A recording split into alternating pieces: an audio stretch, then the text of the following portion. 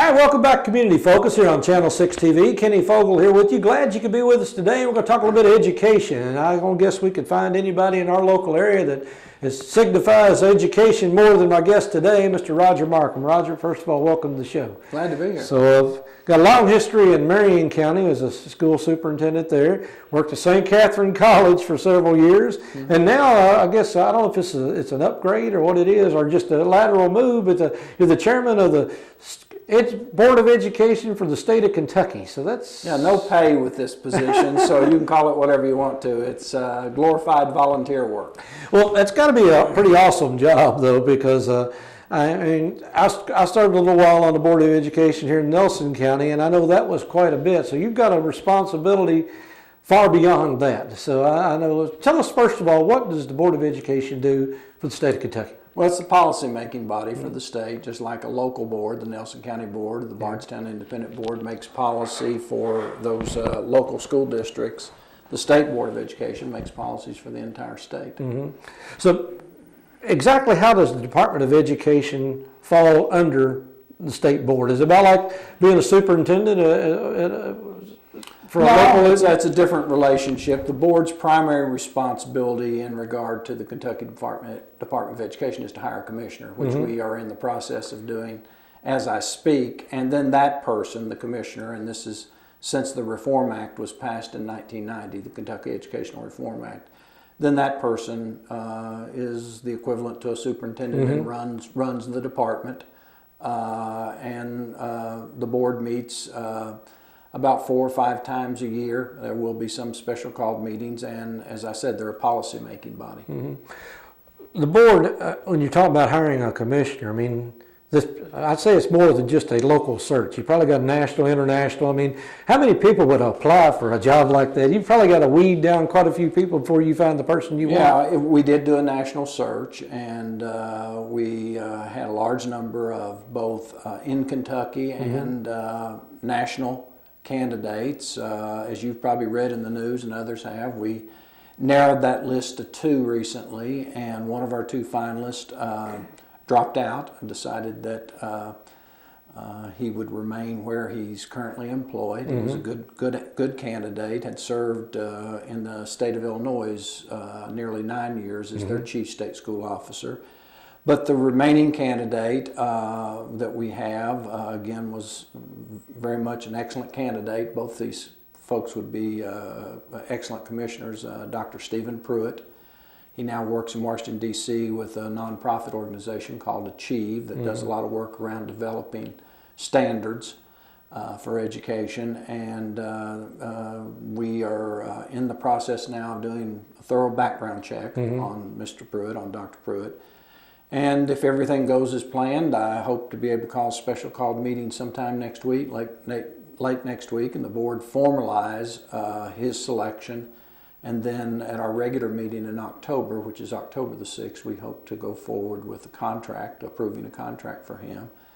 And if everything goes as planned, he would begin his work in this state on October the 16th. I know the state of education in the state of Kentucky, I mean, it's been improving over the last many years. I know years and years ago we always said thank God for Mississippi because we were so far down the list, but we've been progressing considerably over the last many years, and I'd say a lot of it's got to do with leadership and obviously finding somebody that can run the Department of Education. Yeah, this is my 40th year in education in Kentucky. I started in 1975 as a classroom teacher, and as you mentioned, I served as a superintendent 10 years, but I served as a principal for 13 years, most of that time as a high school principal. But 34 years total, 4.5 years at St. Catherine College, and then the last 6 years on the State Board of Education, so from 1975 to 2015. So I've seen the good, the bad, and the ugly in terms of public education in Kentucky. I've seen pre-CARA, which is from 1975 to 1990, and then post-CARA, the last 25 years. And since CARA was passed in 1990, as you know, that's the most comprehensive reform in any state, still to this day, in the United States. And then the second wave of that was Senate Bill 1 in 2009. Kentucky has been on the fast track for improvement. Now, you say that, it's kind of like sports teams. those teams that are trying to catch the University of Kentucky basketball program, they put more money in their program. They try to recruit better athletes, better facilities, and all those kinds of things. But Kentucky keeps improving too. And the states that we're competing against, the other 49 states, aren't standing still. They're improving. But with all that, we've been on a fast track, and we have gained a lot of ground. We want to do better, but we're in the middle of the pack rather than at the end of the pack. And considering the financial limitations that we have in this state, with still a lot of poverty in Kentucky, I think we've made tremendous progress, and we were the first state in the United States to adopt the Common Core standards, which you've heard a lot about politically, but actually those, I will say for the viewers out there, that was not some Obama administration conspiracy. It was those were standards that were actually started by the governors of the states, the National Governors Association, where they wanted some common standards to measure progress of students across the nation. I think the tie-in with the Obama administration was they tied it to some funding called Race to the Top funding, and that's where the conclusion is. But the Common Core standards, for those that have read those in math and language arts, are a strong set of standards. They're a much higher expectation for our students, and we were the first to adopt those, and we were the first to assess and hold accountable student progress along those standards. So Kentucky's had a lot of firsts in the last 25 years, and as I said, the reform that was passed in 1990 is still the largest comprehensive Educational Reform Act that's been passed in any state. So we've got a lot to be proud of. I will say we still got a lot of work ahead of us, and you're exactly right. Whoever's leading that, in this case being the commissioner, is a key player, just like a local superintendent's a key player to the progress of a local school district. Well, you talk about how far we've come, but you're seeing yourself in 1975, you bring up Common Core. Yeah. The thing is, whether you like it or not, we're not competing against the neighboring counties anymore. We're not competing for factory jobs and things of that nature. We're on a competitive scale with the world right now, so education has to keep up with that way. I mean, I've heard people argue, say, well, let's let the local school boards make their own decisions for each community. Well, that just doesn't work. No, well, you're exactly right, and we're not just competing with Tennessee and Indiana and Ohio or even California. We're competing, as you said, globally. Yeah. And one of the initiatives that the board is now pushing, the state board is pushing, and under the leadership of our new commissioner, that you'll be hearing a lot about, is an initiative called Kentucky Rising. And that initiative is trying to get our students globally competent, not just college and career ready, because they could be college and career ready in the United States and still not be as competitive as they need to be in a global economy. So that means things like understanding other cultures and being tolerant of other cultures, and it also means that more than likely they need a second language, because the other countries of the world, it's not unusual for their students to be bilingual or trilingual or multilingual. Japanese are teaching English in elementary school. Or there's Chinese, where there's 1.2 billion citizens, and I've been to China and visited their schools, and they have 4 basic subjects. They have math, they have science, they have Mandarin Chinese, and they have English. And if you walk the streets of their cities, their students, college and high school and middle school and elementary school, want to practice their English in speaking to you. So we've kind of got to get over this notion that English is the only language and that we are the only culture, and we've got to, as we're a part of this larger world economy, realize that it's to our advantage, and it's the right thing to do in reaching out to those other countries to understand their culture and their beliefs, and certainly if we can speak to them in their language, just like we like for folks from another country to be able to speak to us in our language. But that's the right thing to do, and there's been a certain level of arrogance, I think, among Americans about that, and we better get over that real quick. Yeah, absolutely, because like you said, there's billions of them, and that could change any time as to what the official language of the world is. But again, the change that has been made over the last many years with technology, I mean, education is not cheap. I mean, we're constantly buying new computers, new software, teachers. We're going to get quality teachers. We have to pay for quality teachers. Yeah. Well, that's an issue that's kind of a sore spot with me, because I do not think the funding in Kentucky is adequate to provide the kind of education we just described. Right. And some people see education as a cost, and I think that's a wrong way to look at it. I wish they would see it as an investment, and it's like anything else. If you don't invest, you don't receive any benefit. Matter of fact, in this case, with our young people, you will create problems for our society if you don't invest in education. And we invest a lot of money in this country in prisons and keeping people in situations that are not the best for And there is a direct relationship between dropouts and prison. No question about that. There's a direct relationship between their level of education and those that are occupying our prisons. But what we don't seem to understand is there's a cost to that.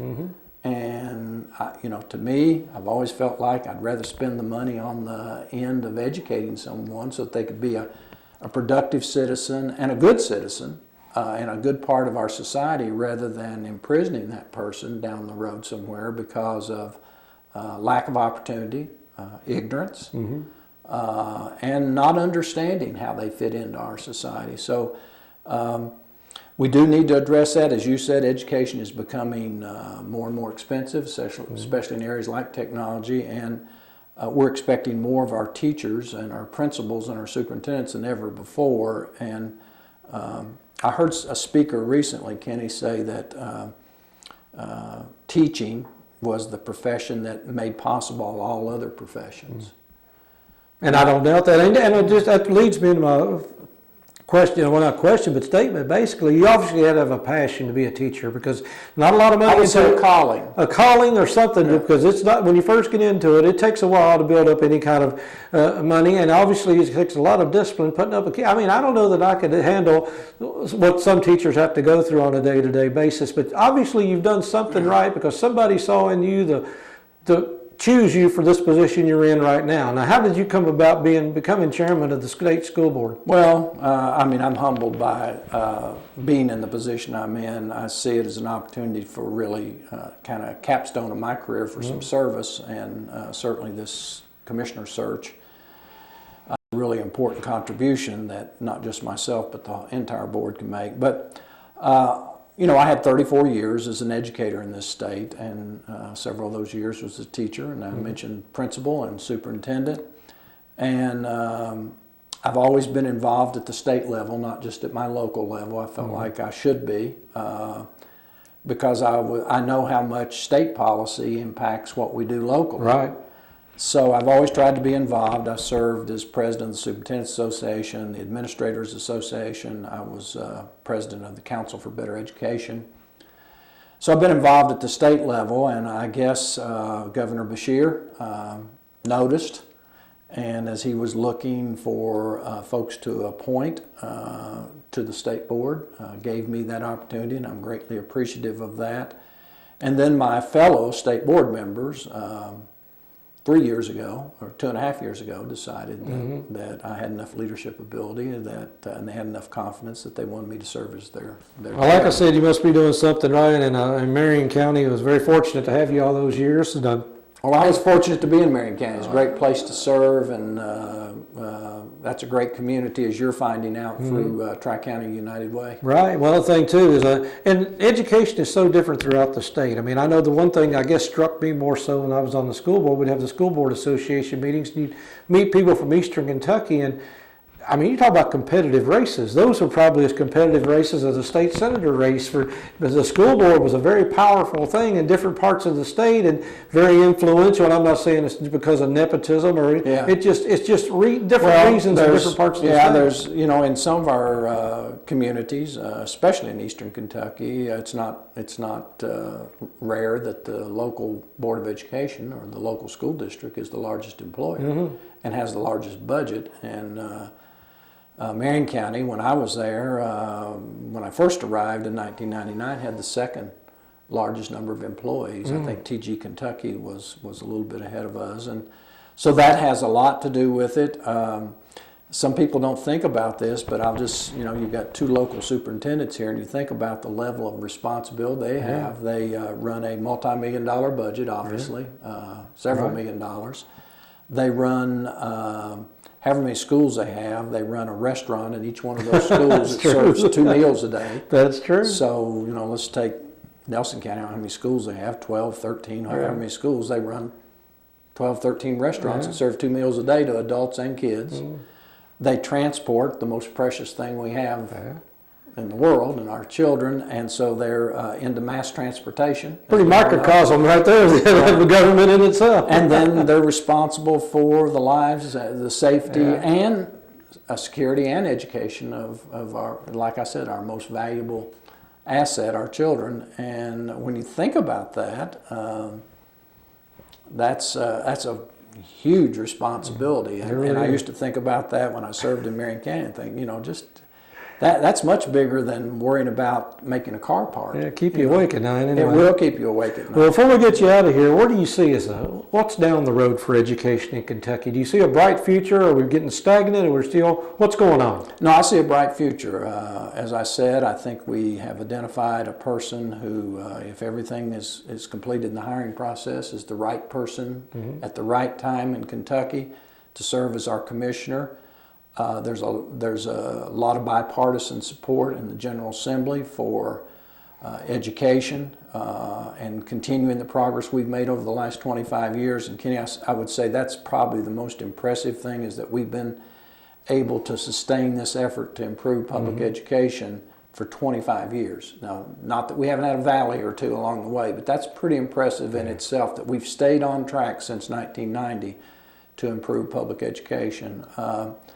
So I think I mentioned the Kentucky Rising Initiative, which not only has the department and the board, but has people like the Chamber of Commerce, the Pritchard Committee, and many other important partners in that work. The business and industry community sees this need to get our kids globally competent. So there's a lot of support for moving that next step. Our emphasis over the last 6 years has been trying to get kids college and career ready, and we've done a pretty good job of that.